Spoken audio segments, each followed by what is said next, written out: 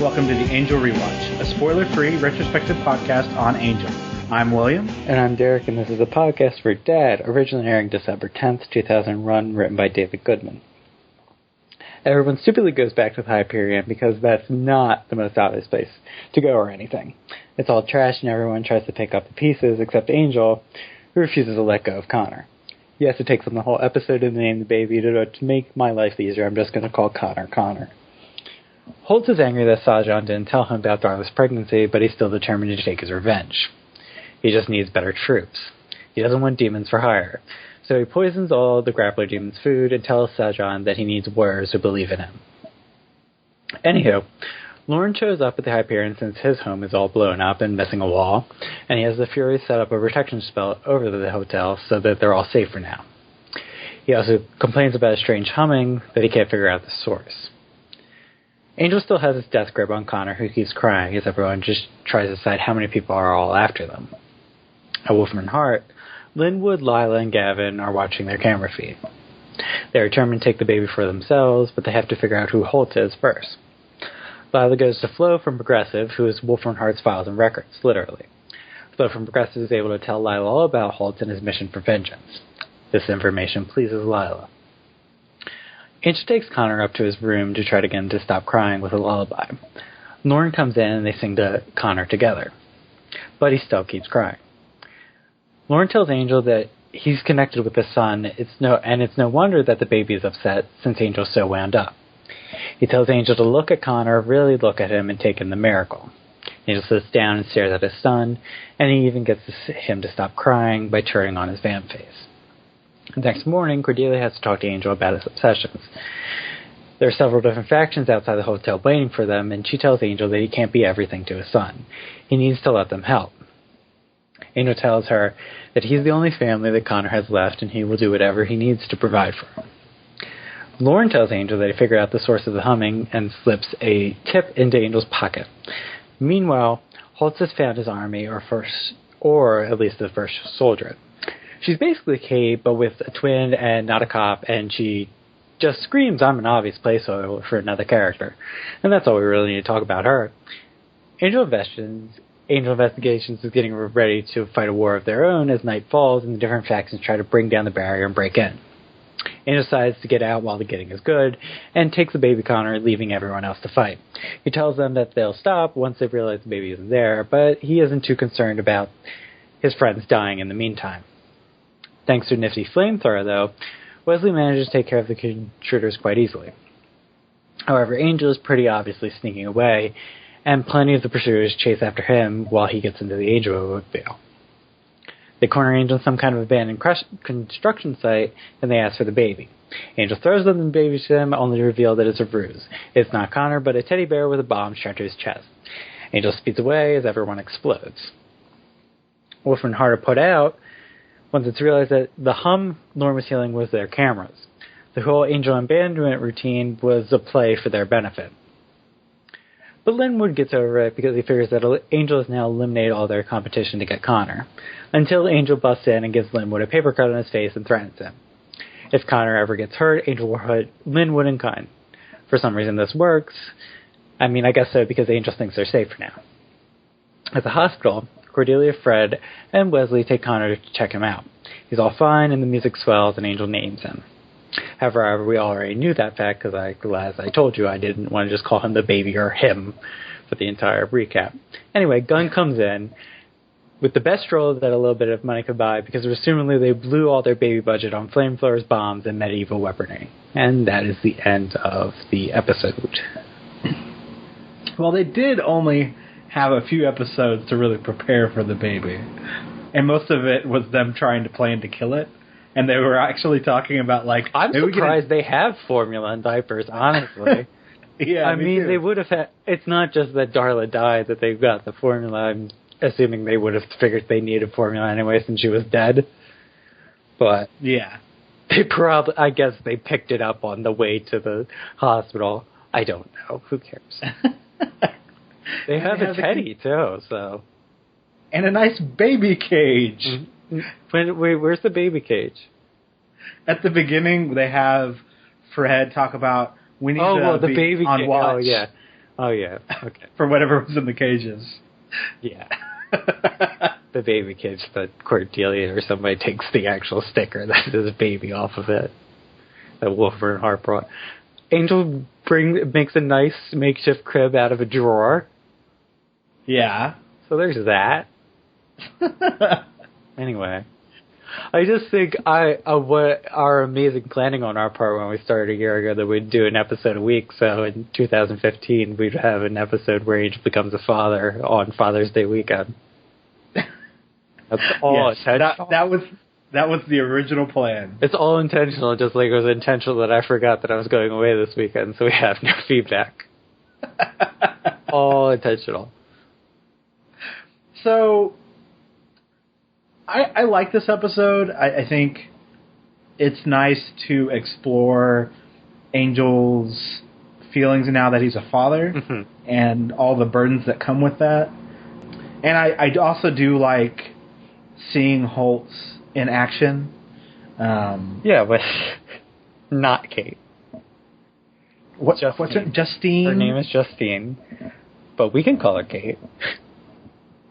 I think she looks like oh crap! What is the? She looks like Sarah McLachlan to me. The redhead and everything. Sure, and kind I of don't know. Southern swanger voice, or whatever. Whatever she looks like to you, she could be. She is. I like her because I always thought the idea of Kate was interesting. The execution, not so much. So the fact that she's basically Kate without all the baggage of how they mishandled her, I'm okay with it for now. It's just I can't see her as anything other than Kate. I mean, she does feel like a placeholder there. Like she's in the exact kind of area that Kate was. I mean, before the Epiphany, I guess. Yeah. So that's just having someone that has a big grudge against vampires and has suffered a personal loss. Yes. According to the wiki, she was intended to be Kate, but they couldn't get Elizabeth Braun because she was on Law and Order or something. Which I'm not sure how I feel about that, because that seems to be her regressing after Epiphany, but whatever. That's irrelevant because it's not Kate, so it might have been completely different how Holtz actually finds her. Because I just can't think of, talk about Justine without thinking about Kate. I'd like the idea if it was Kate that Holtz trains her, but she doesn't know that they're going after Angel, and then what does that do? Right. But anyway, doesn't matter. We get exactly. We just get this new character, which is fine. I think it's funny that like those sets look straight from off the Buffy cemetery. Probably is the same cemetery.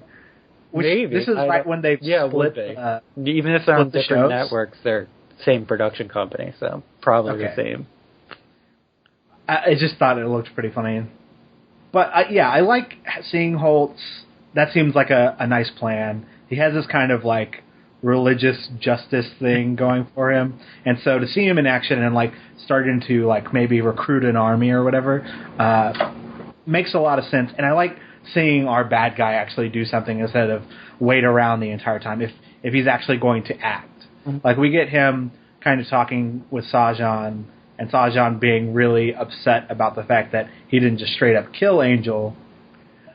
I think there's an expiration date as well on Holtz interacting with Angel. Just because if the more he interacts with Angel, then the more that he might get the sense that Angel has changed, and then the harder it becomes to reconcile his mission of vengeance for us as the audience and just for him. So if he's just trying to pursue Angel and trying to figure out how to do that, and he doesn't actually interact with Angel anymore on a personal level, that's probably better. And now that he has Justine someone to talk to that's not Sajan, that's good. And we get the first reason why Sajan doesn't just come up and kill Angel himself, that he's not actually corporeal. Right, that's fine, I guess, but it kind of also bothers me because we like saw him smoking.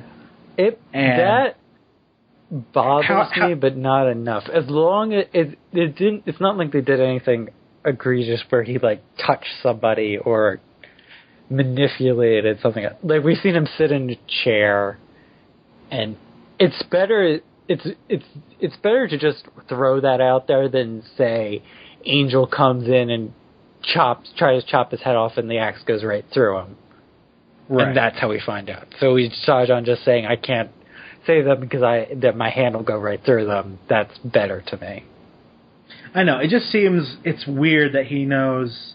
Well, I guess if he has this like infinite concept of time, since he was able to appear. I mean, before. Yeah, he seems to. I exist out of time. I guess. Well, he's not from this plane of existence. Is that what he says? He's like in some planes time moves differently. The reason why he's corporeal is that he doesn't exist on this plane, I think is what he says. Huh. In either case, like it just seems weird that he has all these. He's the pop culture reference villain, even though really how does he necessarily interact with this world since he's not corporeal? Well, that makes sense to me. If he can't, I mean, he can see things so his only way of seeing through the world is through other people's experience. So why wouldn't he be a pop culture junkie? Like he's not experiencing the world on his own because he can't interact with it, but he can observe. So that's the way to observe is through movies and things. So yeah, that makes sense to me. Okay, I guess it's true. I mean, he knows. That's how I'm guessing that Holtz finds out everything he knows about Justine is from Sajan. Unless he's been stalking her for quite a while, we didn't see that. No. He gets Sajan. Well, how does Sajan have the TVs and the computer set up in there? Well, he hired Demon. You're thinking too much about it. Yeah, I'm probably thinking too much. But in either case, so he looks up the obituaries on the computer, right? So he knows that her sister died, but I mean, he knows more about Justine than just her sister died. I think that's how he initially finds her, and then right. So yeah, I was okay with catching up with Holtz. I'm glad that they didn't just go let Angel go and he's not doing anything, and then maybe he'll show up later. Like having our villain actually do things and not sit around. Wolf and Hart are doing things.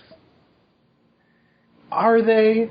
They seem to be asking a bunch of questions. They're doing what Wolf and Hart does, which is talk about doing things and not actually do them.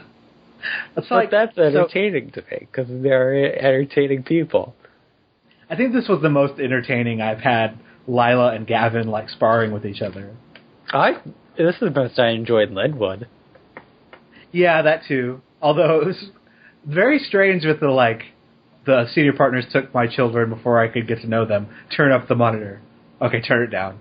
And then him just walking off. There's some really strange things, but yeah, I mean. Well, you didn't like that joke because I really like that joke that he wants to turn up and it's just Connor crying and then he can't deal with babies crying. I like Lila's acting there, where she's like covering her ears, like because she does not seem like someone who would want children. Okay, and she's also the one like, no, I'm just worried that we won't be able to dissect the baby while it's alive. So I don't think it's that she just doesn't want children. Right. Now, Linwood is pleasantly mustache-twirly. I mean, he's a nice Han substitute, but no one's ever going to be as good as Han. Exactly. He's a step up from Creepy Six Flags guy, but he's they shouldn't try to get another Han, really. Yeah, he works for what they need him to be. Mm-hmm. I liked having Lila go visit Flo from Records or whatever, but it seems like the Wolfman Hart stuff felt a little bit like they were spinning their wheels, but I get that they can't move. Like, we can't expect every episode to be like action-packed, move the story forward. Well, this is wrapping up the Connor story and establishing a new status quo for it. Like, they have to get them back to the Hyperion, and they have to get it so people aren't pursuing them, which is convenient, because Angel just comes in and cuts Linwood on the face and says, don't ever come after my son. And he's like, all right, that's fine. It's not like my bosses are evil incarnate and want the baby, so I'll just stop because you threatened me personally. That's fine. And we'll set up a college fund. Hey, Notre Dame. Mm-hmm. Which I don't have a problem, as much as I just complain about that, I don't have a problem with Linwood getting scared, because I think they've established quite well that Wolfram and Hart are not good once you personally confront them with violence. They like to do it hands off and hire other people to do it. So once you threaten them and they back off, they're pretty much cowards. But just the fact that Angel seems to think they're safe for now, which suggests that no one from Wolfram and Hart is going to go after them. So I don't know why the senior partners just don't kill off Linwood, and it shouldn't be any kind of break. They should still be pursuing them. Well, I didn't necessarily have a problem with it, because it feels like Wolfram and Hart, even in this episode, I mean, they do send a SWAT team after them, so I guess that's one thing.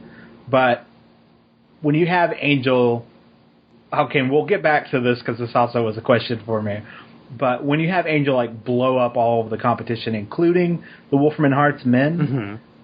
then yeah, I could see them going, okay, maybe we need to go at this a different way. So I still feel like they're in the background and they're still invested, but also having Angel threaten Linwood, like if the threat is towards him, then we can still see Lila and Gavin still play their games with Angel investigation. Mm-hmm. All right. And I don't think we've touched on the villain sufficiently, so I guess we can just get into Angel himself and Angel and Connor. Right. I like the beginning. I think mm-hmm. having Angel have this, as Lauren says, Mama Bear vibe.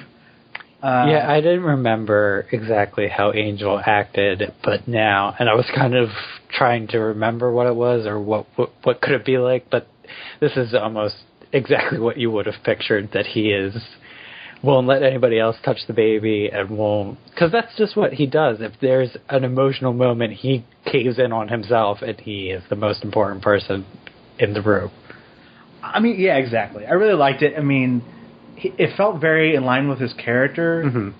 And also, it just goes back to, like, I was just thinking about that last shot in the previous episode, like how scared Angel looks. Mm-hmm. So, of course, he's this tense and wound up, and we see him on edge because it feels like he doesn't know what to do, but he has to have this air of like he does. Well, I didn't get that. I just think that he doesn't care about anything but the baby at that point, and it's not even that it's not that Angel doesn't love his son before he has the talk with Lauren. It's that he's not thinking of his son as anything other than an object that needs to be saved. Right. Yeah. Well, I maybe not an object, but he definitely is only focused on the negativity, the fact that everything's he's focused after on the him. mission. Yeah. And I guess it's not. I'm not saying that that's a bad thing. I just think he's so in champion hero mode. Lone wolf, I'm going to do everything, and no one else is going to barge in on this. Because the episode really is about Angel moving from how he typically deals with crisis, which is just he does it himself, to accepting help from his support system. Right. And that's what I think. So I still am a little bit uneasy about what adding Connor to the group will do if having a baby is going to be too much of a distraction in the day-to-day. But emotionally, what it does for Angel's journey is it grounds him even more. It ties him even more to humanity, much more than his relationship with Buffy ever did, and much more than presumably whatever he feels for Cordelia was. That he has this person that depends on him completely, and he can't do that all himself, so he needs he needs to seek out help from his friends to help him with Connor and just all that. If the show is about Angel becoming steadily more human, he can, now that Connor's around, he can't do what he did in season 2 and just go off on a revenge mission. I mean, he can, but it's going to be a lot harder to reconcile that with the baby. Yeah, honestly, having Connor can really change the outlook of the show. Mm-hmm. Because it does kind of rewrite the mission statement. His entire focus will be more about having his kid come up into this world. Mm-hmm. Well, it doesn't... I don't think it alters it. I don't think it's completely alters it. It tweaks it. It tweaks it, yeah. It gives Angel a personal investment besides just the abstract... I mean, it's more than if nothing matters, then all that matters is what we do. He has an actual... Something to fight for. Yeah. And I do like how it feels much less... Or feels more like a selfless mission than I need to get my reward to become human. You know what I mean? Yeah. It feels very different than the Shanshu. I just don't... I'm just worried about how they're going to deal with Connor going forward. If he's going to be too much of a distraction, or if it's going to be like Friends, where Connor's just off screen somewhere. Yeah, I mean that's true. That'll be hard to balance. And then what happens when we have toddler Connor just running around that gigantic ass hotel that 3 people live in? I guess they're going to have to get locks for all their weaponry and everything. Gunn is going to have to talk to his childproof lock guy and come up with another duffel bag full of crap. Gunn has to have all the guys, right? I like contacts with flamethrowers and bombs. Don't forget the bombs. Yeah. I like the idea of where the show could go with Connor. Like,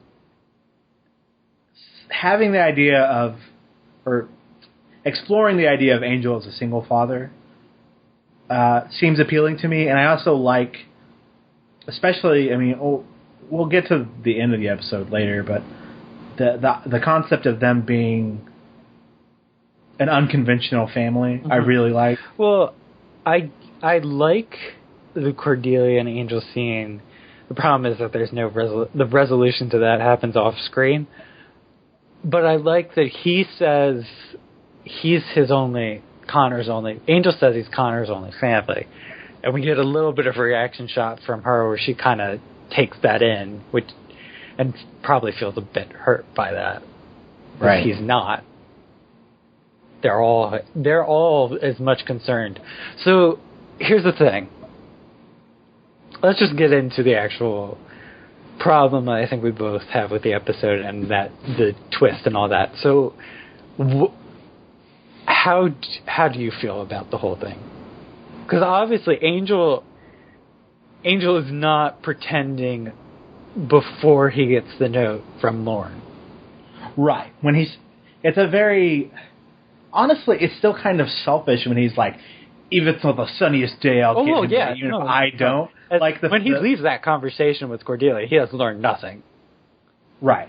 And it's like the fact that you, I will sacrifice myself. My baby will get there, but I won't. And then he'll grow up without a father. That's really smart. Like, the process of the episode to get to Angel to the point where we have that ending scene, I'm okay with. I really do not like the misdirection because that was the most, I guess, selfish and jerkish we've seen Angel in the episode. And then Lauren slips him that note. And then we still continue with the misdirect when we have see you guys, I'm going to leave with the baby. And we even have the dramatic music playing and we have Fred go, Angel, don't leave us. Like, oh no, what's going to happen? Okay. I will say that I believed it because I didn't remember that this.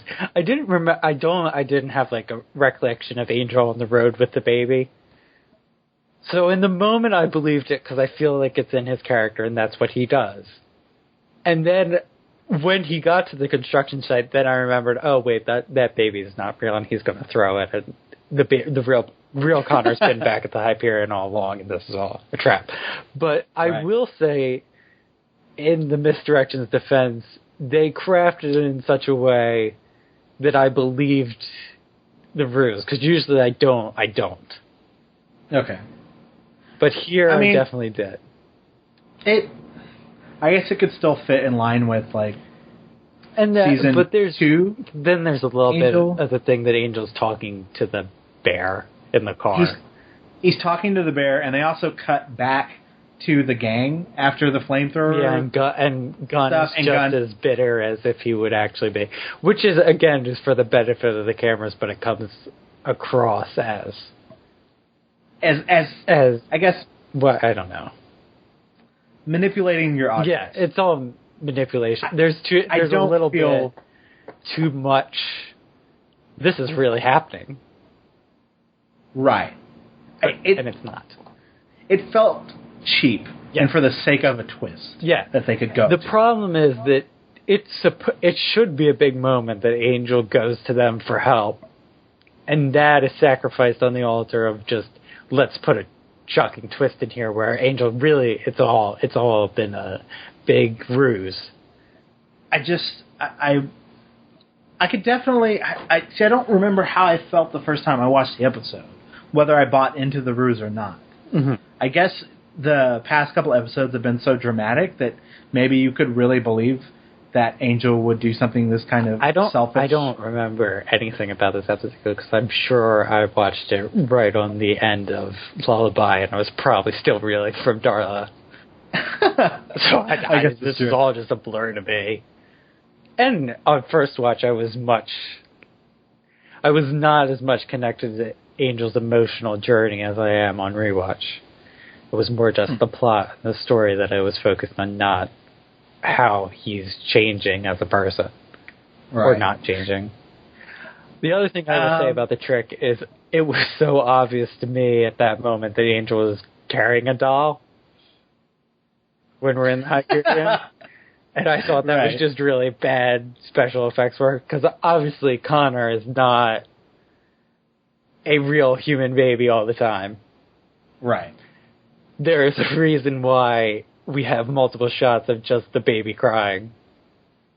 Which looks like a different baby than in Lullaby, except that in the fact that he is much smaller. Well, I apparently went to Wikipedia and there's 3 different babies. Oh, well, of course there is. So, but I guess the other thing that bothered me about the misdirect is that after we have... All the babies have Angel's brow, though. Sorry, continue. After we have the bomb go off in, is that mine, construction site, wherever it is. Some place that it's okay that Angel blew it up.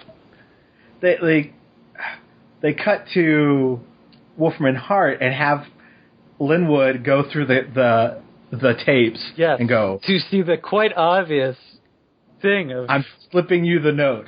Mm-hmm. No, zoom in. But we zoom in, and it's not like we see writing on it. Like, if we zoomed in and he could see writing, okay, fine. But we're zooming in on a blank piece of paper. Enhance. Which I mean, it seemed to fit. I think that moment works as a part of the trick that I bought that Lauren slipped him like some kind of 20 or something as a tip, like an actual monetary tip, and Angel says thanks for the tip. The Linwood explaining the exact mechanics of how that works and how Angel possibly picked up on that is BS. It bothers me because it also, like... Because that is so... It sounds like you're talking down to the audience as well. Well, no, I don't think so much as talking down as they think it's a lot more clever than it actually is, because that is so vague and weird and somehow... So Lauren talks about the janitor's closet, and that's where he tells him how to read it. Like, no, that doesn't that doesn't work. You're seeding that in because you felt there was a plot hole. That's not organic. Like, I think it's organic enough that, because I buy it's completely in Lauren's character to slyly slip him a 20, because that's just Lauren being Lauren, but that's the thing that the entire moment hinges on is weird. Yeah. It's awkwardly worded, what Lauren said. It just feels, like you said, it feels unnatural, like, it feels a little forced. Cool. The other thing is, did Angel just blow up a bunch of humans as well? They were evil humans. That's all I got. I didn't actually notice that the Wolverine Heart SWAT team were there. I saw the squid monsters. They're not really, they're kind of squid monsters. And the vampires, and I didn't see any humans. Is the biker gang humans as well? Yeah, I guess the biker gang, yep. He blew them up real real quick. No, the people that come in are vampires and squid monsters. Okay. I think the biker gang follows I mean, yes. Why are human biker gangs after Angel's kid? I get that Angel has a reputation probably under the Undercity belt or whatever. Good question. Wolfram hire them? I don't know. Because whenever they have the big board and they have guns that have Frank written down, Frank. I thought that was the sake of a joke. It's like, oh no, it's Frank. And then they treat it seriously. Yeah, it's a mob boss that specializes in kidnapping. So was the bike from Frank? The I biker don't gang know. Frank? Why? Who is Frank? No. Who cares about Holtz? I want to know more about Frank. Well, they also had the Scourge up there. The Scourge were up there? Yeah, from Hero. I don't, trust me, I remember the Scourge. Goose stepping into the high period. I think it's very. I love that the ruthless baby kidnappers all funnel in through the front entrance. They don't try to scale over that wall in the courtyard and come through the back. They're all just going to funnel in so Wesley can burn them down. That's nice. Yeah, it's true. I do like that they make it easy enough for them that they're infighting amongst themselves, so it's not like these. I guess it's like 6? Yeah, 6. No, 4, 5. Who cares? Different groups. No. I'm talking about how many people are in Angel Investigations and Lauren. Is that 6 people or 5?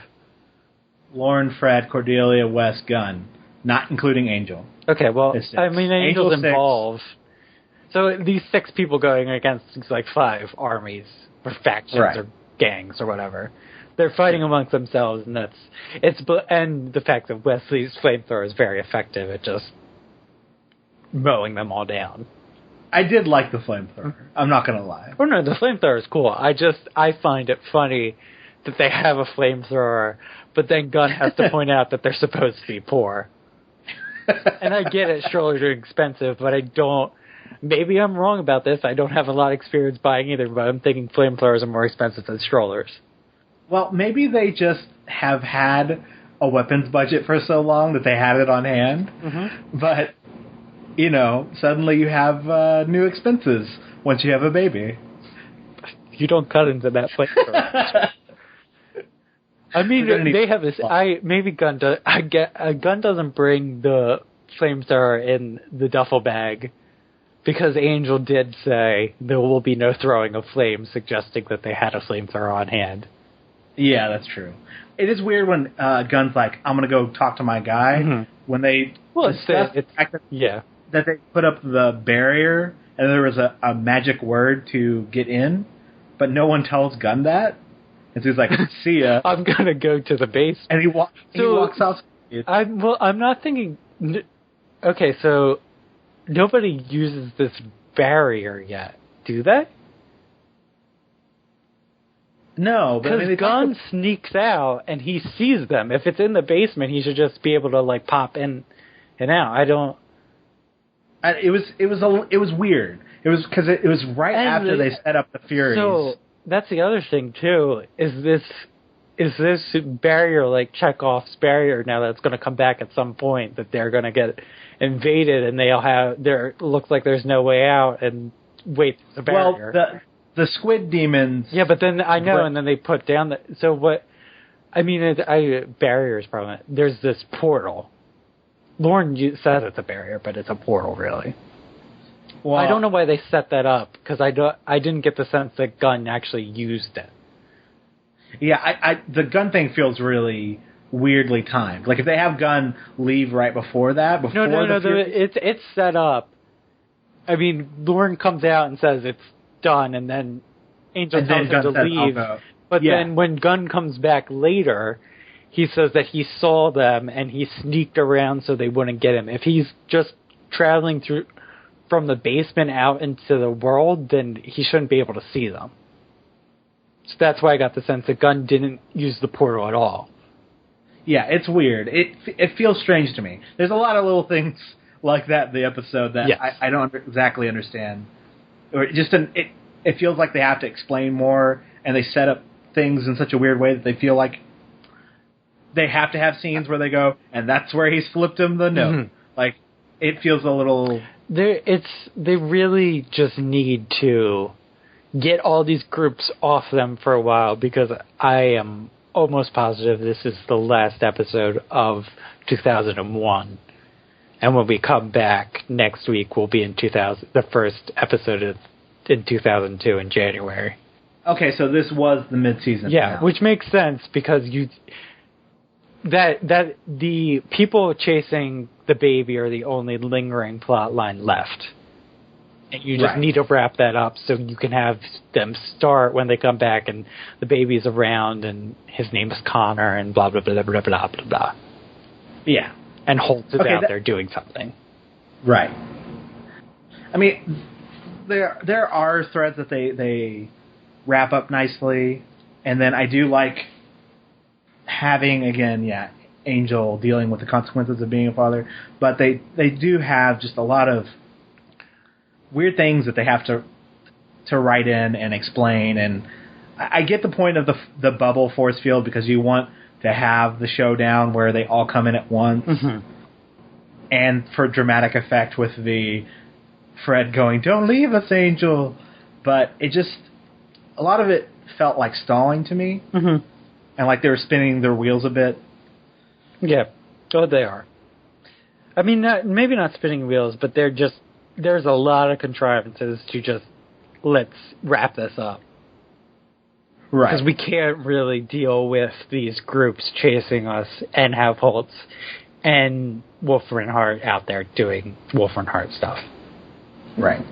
And having the misdirection, it hurts the ending scene because... Well, I don't think they earn it, really. Well, I feel like that scene was obviously it was the point of the episode, and where we would get to the point where Angel investigation is this unconventional family, but they don't get to show the change. Like, there's no scene where Angel talks to Cordelia and says, "Hey, I took what you said, and you were right." Mm-hmm. He just gets from A to C. Yeah, because we had the misdirection where he was a jerk. Because the last time we actually see Angel really talking about the baby is when we have the "I'll get him to the hospital myself" scene. And he changes his mind once he gets the note. And the other thing, maybe, I don't know, maybe we're not done telling the story, that Angel just works, he just accepts it now because they need to do it, but he might just be as much as a control freak when we come back with Connor. Right. Well, I definitely don't think he's just going to be instantly over it. No, obviously. Because it feels like, this feels like an Angel's character to be obsessive. And that's the thing. That's the good thing about Connor, is that it's going to force him to be less selfish and less of a control freak, but he'll also have to feel like he has, it'll create a nice inner conflict within Angel, that he wants to protect his son, but he also needs to be more open and can't just run off on a murdering spree whenever he wants.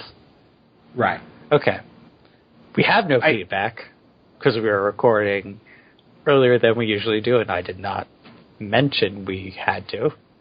So, not on the podcast, and nobody really knows. So, there's that.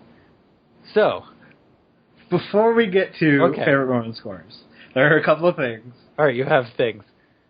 Just little moments that I actually really liked. Okay. I already mentioned the baby cage. This will be our fake feedback where people bring up little minutia and you'll... Okay. Yeah. So I already mentioned the baby cage. I really liked Angel saying, "Sorry, my bastard," about the hole in the lift or whatever that they never use. Well, I thought it was broken, honestly. Yeah, me too. And then they have Wes and Gunn before the showdown with all the people rushing in. Them imagining themselves in like different films. And Cordelia telling them, "If we survive this, get a life," or something like that. Yeah, like put away the DVD player and get alive. Yeah. It just seems some like dorky macho guys kind of having this thing. It was a nice moment. I really like anytime they can sell the bond between Wes and Gunn. All right, I have two minutia.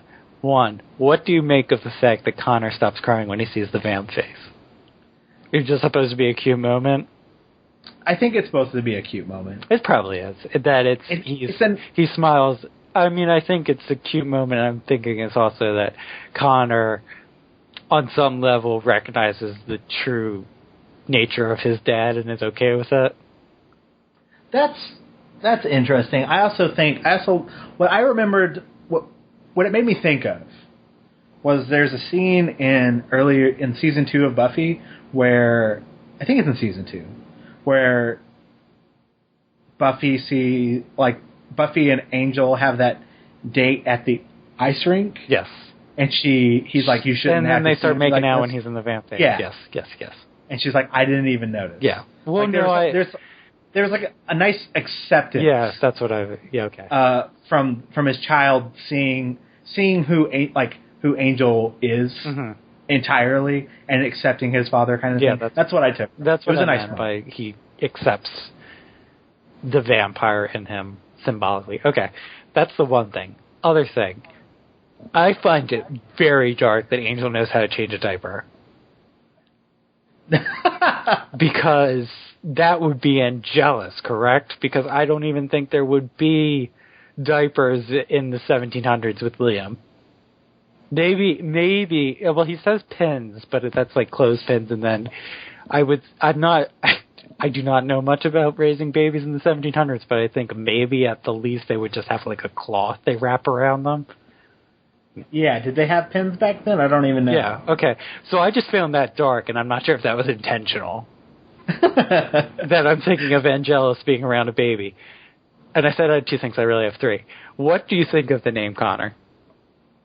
I think it's fine. I like to dissect names. I don't actually know what Connor means. I probably should. But I like Counselor. The sound of it as a name. Like I like the sound of everybody's name. The one name that I don't feel really fits is Lorne, maybe. Yes, but that's not his full name. It's Criminal Response of the Deathwalk Clan, right? Which fits him so much better. No, I'm just saying. I think Gunn and Wesley, and Cordelia, and Fred too. Like all those names just instantly feel right for who those characters are. Right. And I like the sound of Connor, and it's kind of Anglo-Saxon Irish sort of name. Traditional Irish name meaning counselor.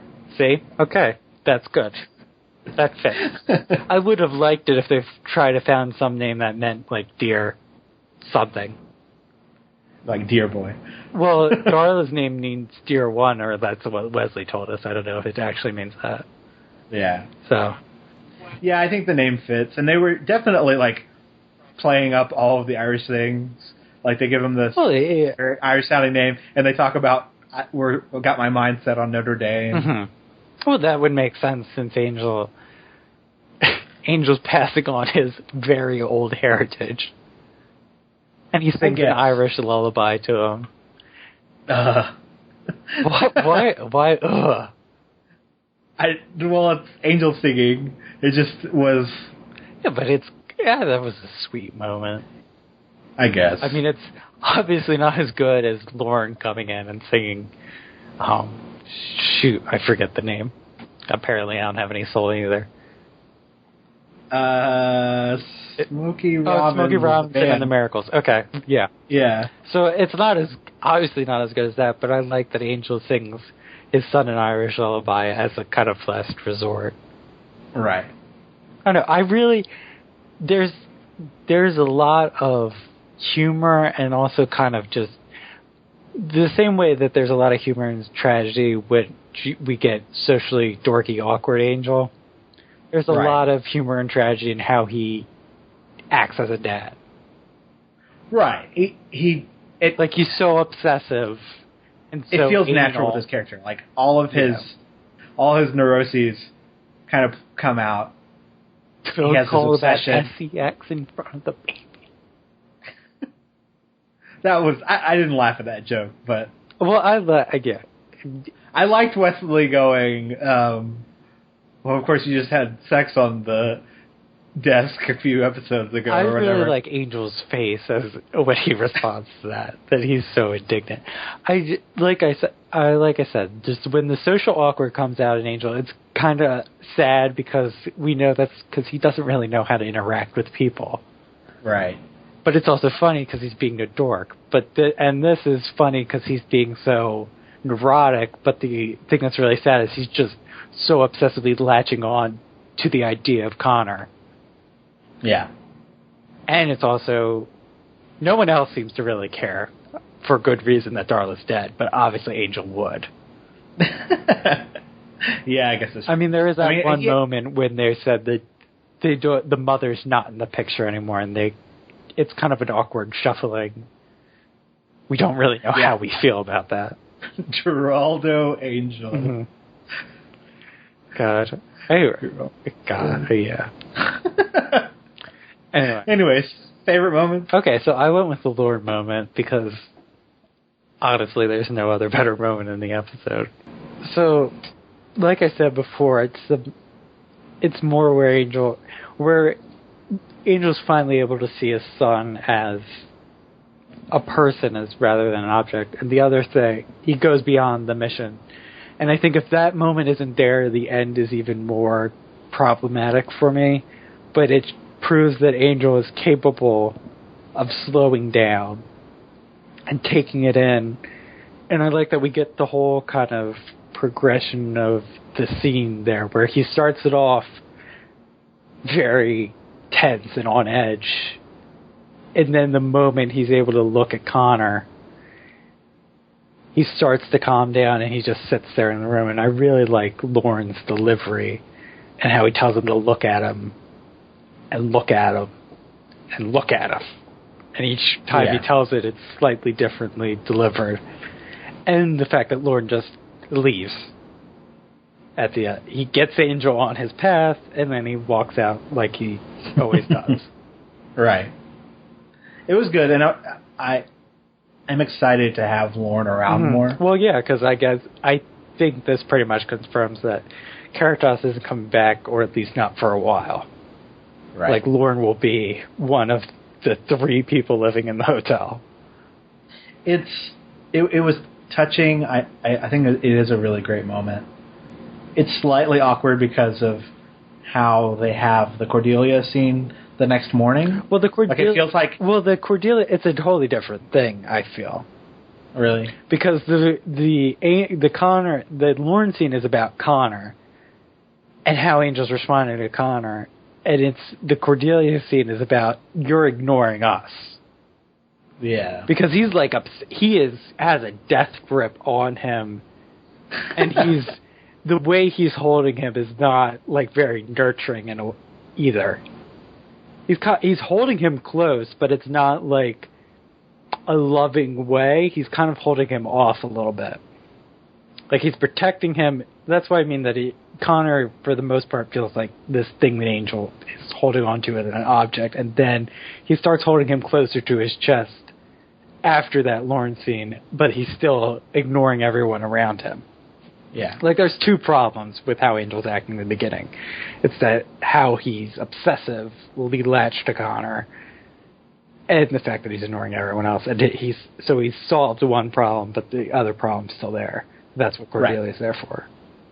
So for my favorite moment, I end up going with the ending scene. The misdirection hurts that last moment, but I am a fan of it, to have this unconventional family get together. Like, I'm always a weakness for having unconventional families. I was a weakness for Buffy when they had the Terra-centric episode, and she said we were family. But to see them all together and them all interacting as a family, and there was just a sweetness there that we hadn't gotten since of all the tension and Darla dying and him not letting go a little bit and sharing the responsibility, but having each individual person come in, and like Gunn comes in with the stroller and them all chipping in and helping. I thought it worked pretty well.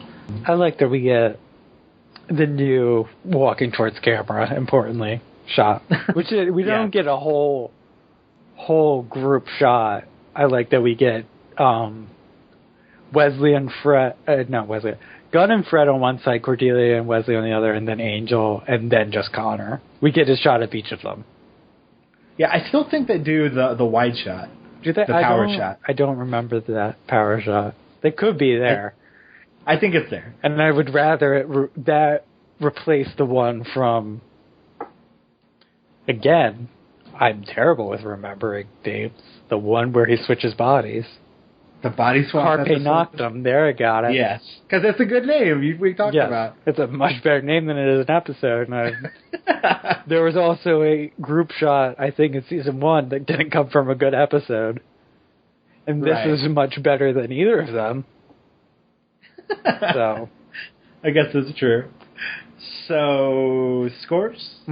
All right, so I ended up giving this a 63 because I do think it fails in... Which probably I should get it lower, because I think it fails at its primary objective to be a story about Angel opening up to other people. But I think there's enough strong moments, and I like the emotional arc of the episode more than I actually like the episode itself, that I feel more positive about it. Like, I just really do like Angel's performance of how he clings to Connor. Right. And then the Holtz and Wolfram and Hart stuff, it's fine in that. I still need to see more about all of that, really. Yeah, that's true. I ended up giving this a 60 out of 100 for some of the same reasons. I mean, I'm a fan of the beginning and the end and that Lauren moment. The writing just wasn't as tight as it has been the past 2 episodes. No, that is certainly true. And the misdirection just seemed to take a bigger toll on me than it should have.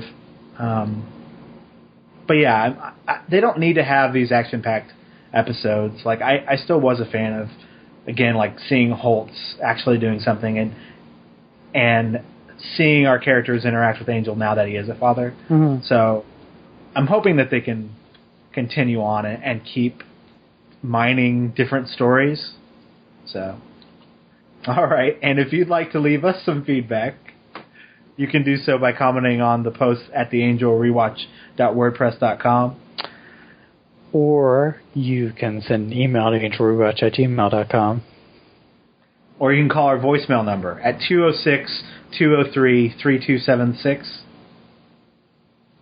Or you can go to Tumblr, which is theangelrewatch.tumblr.com, to see all the reviews archived there of whatever episode we're watching, if William ever writes them, and the gifts of whatever episode we're watching that week. I'm sorry, I cut that in, just say it. Somebody's slacking on their review writing. Ain't me. I'm behind one. Okay. All right. Behind one. We're available on iTunes and Stitcher and YouTube. While you're there, leave us a review. It really helps. It really helps promote the show. There you go. All right. You can follow me on Twitter at NerdGuyWilliam. And you can follow me on Twitter and Tumblr at The Good Corridor. And next time, we'll be reviewing Birthday where on her birthday, Cordelia learns her visions will kill her unless she goes back in time and chooses a different path in life. I hope it's somebody's birthday next Monday. My birthday was last I didn't ask when your birthday was. The next Monday? No, shut up. That's a good way to end the podcast. You berating me. I thought, because that's how I act when we're getting the mic's off. You know how I verbally abuse you.